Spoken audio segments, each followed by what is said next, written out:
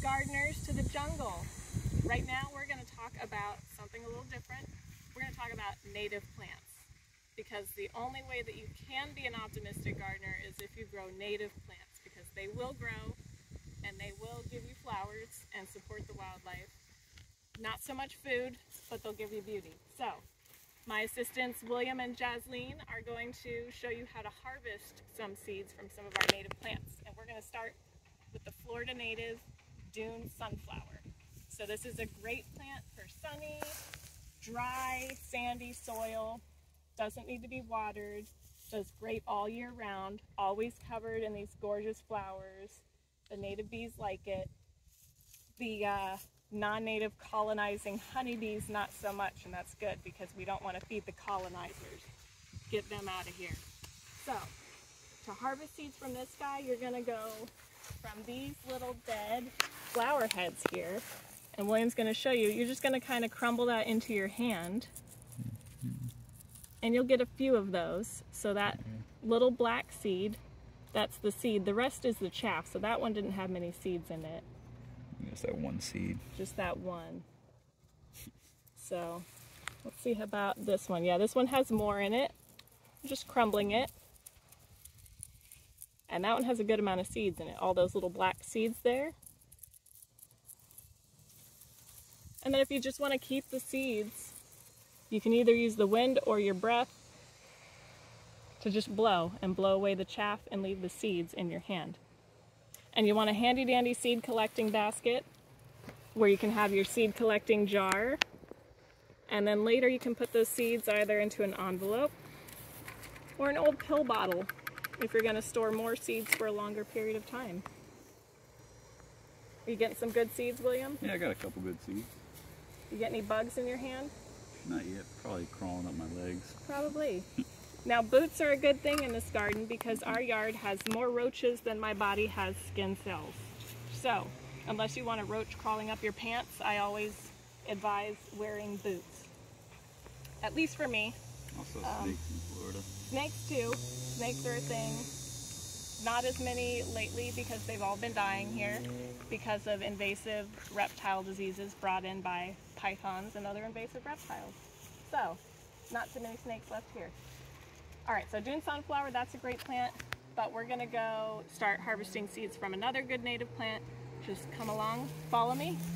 Alright, now this plant here is another great native for dry, sandy soil, sunny areas, not a lot of nutrition.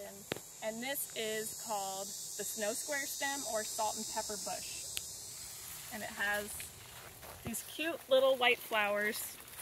The native pollinators love it. All of the native pollinators, bees, butterflies, wasps, you name it, they love it. So, the seed head for this guy, if you want to harvest seeds, looks like this. And William's gonna do the same thing. He can use his hand or this little bowl, and you just crumble it into there. Just kind of crumble it in until you get a bunch of seeds. He'll get the hang of it eventually. And once you have a lot of seeds, you'll do the same thing like with the dune sunflower, and you'll either use wind or your breath to try to just blow the chaff away, and the chaff will blow off and the seeds will stay there because they're heavier. So this is a great way to collect wildflower seeds to share with friends and family, or start your own wildflower meadow. All right, we have one more native plant that I'll show you guys today how to harvest the seeds from, and that's going to be our privet senna. So I don't know, maybe we'll leave William here while we go harvest that one. Follow me. All right, so this here is the privet senna. This is a great native plant. It's not blooming right now, but I promise it has beautiful yellow flowers in the fall that the bees and butterflies love. It's also the host plant for the sulfur butterfly, and really easy to harvest. These are the seed pods here, and you just split them open. Oh wow. And then you put them over something and you just fry them out, and you get a bunch of seeds. And this is a legume, so that means it fixes nitrogen. So this is a good nitrogen fixer. And again, dry soil, sandy soil, full sun, and it just grows. And again, these were also planted with my favorite method of just throwing seeds around the yard randomly. That is perfect. Look at that technique. Like a professional here. Oh, I think I dropped some. That's okay. I think I got ahead of myself there. It's always good to drop some because you want to pay a toll. You want to leave some for the next generation in that location. And I think you found, yes. I was about to ask, what is that? You did find there's a pest that does feed on the seeds of these plants, the sennas. And it's some kind of weevil. I know I'm an entomologist, so I should know exactly which species, but I don't. Okay, I'm not a beetle expert. It is a kind of beetle, some kind of weevil that feeds, it eats these seeds. You see here, all that frass. That's a fancy entomological term for beetle poop. Oh no, I think I got some. Yeah, she got some frass in there. Oh no. That's okay.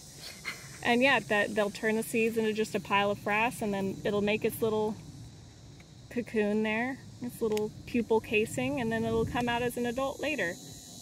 Do I have a fix for that? No, but calm down. It's a native plant. You're not going to eat it. Just let it be there. Let there be beetles in nature, and that's fine. So that's how you harvest privet senna seeds.